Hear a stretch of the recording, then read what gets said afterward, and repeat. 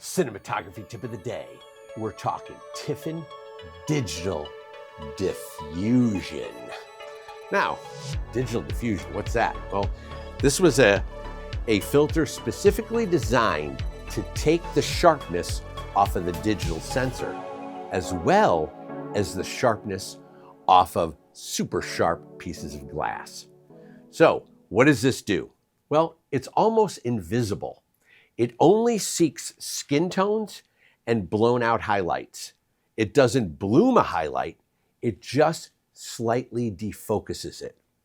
So when you're talking about sensors that clip fairly easy, or that always looks a little, super bright in the background and it just feels like that digital clippiness nature, if that's even a word, you're able to slide this filter in and it just takes the edge off of it and it looks much more organic and much more like film. This is Digital Diffusion 3 in and then out. In and out and in. And you can see that our light bulbs in the background, you can see how it didn't bloom them, it just slightly defocused them. I also have a very hot spot in the background, like hot sunlight coming in.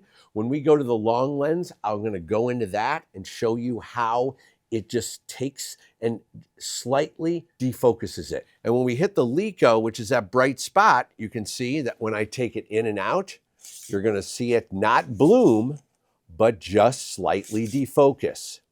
Just so you understand the whole filter etiquette, the tighter the lens, the lower the filter, right? Because you're shooting through a much more concentrated area of the glass. So big wide lenses, thick filters.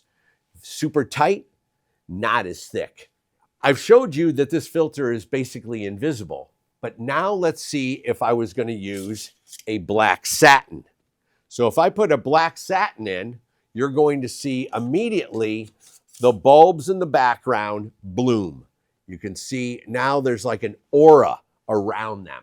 That's like at a poker game and you're trying to compete with everyone and you're literally showing everyone your hand, in my regards. If I am doing a period piece and I want to have this kind of blooming nature, or I want to go down the road of flashbacks, so that's where I'd use like a glimmer glass or a black satin to kind of bloom those highlights. But for most of my cinematography, I really love to make this seem invisible. It's more the feeling and seeing that it's just defocusing those skin and highlights. Now I can go here, and with the glimmer glass, you can see that glimmer, right? You can see all that glimmery glass that's been put into here.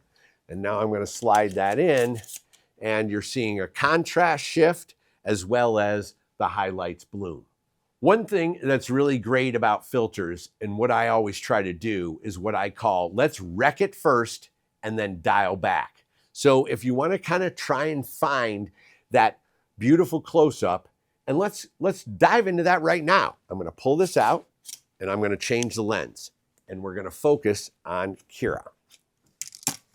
If I was going to go to a 75 mil, I would go to a Digital Effects 2, but I'm going to show you the 3. Now, what you're looking for when I say break it is you're looking for the eyes. When the eyes go out of focus, then your diffusion level is too high. You want to keep the eyes in focus. So with Digital Diffusion, because it's working on the whole skin and the face, that's what you're looking for. So I will put the 3 in. And if you look at Kira, it's just slightly, notice no bloom in the highlights whatsoever. Again, in and out. It's like invisible, but it's doing something.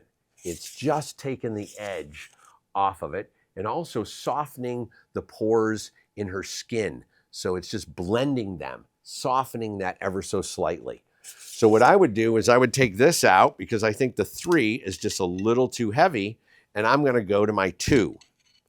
This is where I'm really loving it. We're not losing focus on her eyes. There's no bloom whatsoever. I'm able to pull this in and out. you're able to see how it diffuses her skin, takes the edge off, but we're not losing any detail in her eyes. Now let me pan over to Devante. So we'll go in, we'll pull this in and out.